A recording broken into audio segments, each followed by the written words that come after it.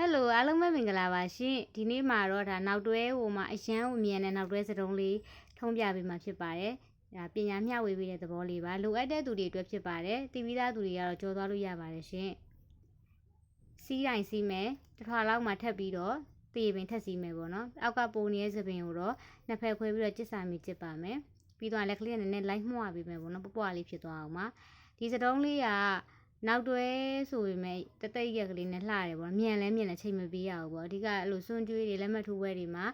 မြန်ဆန်ထုံးလို့ရမယ်တချို့ကရိုးရှင်းကြိုက်တယ်ပေါ့နော်အဲ့လိုမျိုးလေးအဆင်ပြေဘွဲတွေမှာချိန်မရဘူးဆိုလို့ရှိရင်လည်းဒါဒီစတုံးလေးကအရန်အောင်မှမြန်နေပေါ့နော်စပရေးတွေမရှိဘူးဆိုလည်းအဆင်ပြေတယ်ပိုက်အုပ်မရှိဘူးဆိုလည်းအဆင်ပြေတယ်ခွားရီကလေးတွေဆို၄-၅ချောင်းပဲလိုတာပေါ့နော်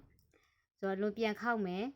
ပြီးတော့လိုအပ်တဲ့နေရာလေးမှာပြန်မှုှမယ်ပေါ့နော်စတုံးတွေစောင်းနေရရွဲနေရမဖြစ်အောင်လက်ကလေးနဲ့ပြန်ပြီးတော့မှုှပေးလိုက်အောင်နဲ့အဆင်ပြေတယ်ပေါ့နော်စမလီနဲ့ဟိုဘက်ဒီပဲရှက်ပြီးတော့ပတ်လိုက်တဲ့သဘောပါပဲအရန်အောင်မှမြန်တယ်လွယ်တယ်လှတယ်ပေါ့နော်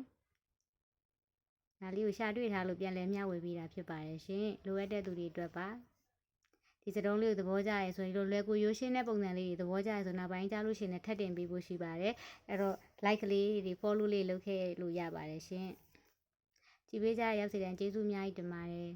ကောင်းသောနေ့လေးဖြစ်ကြပါစေရှင်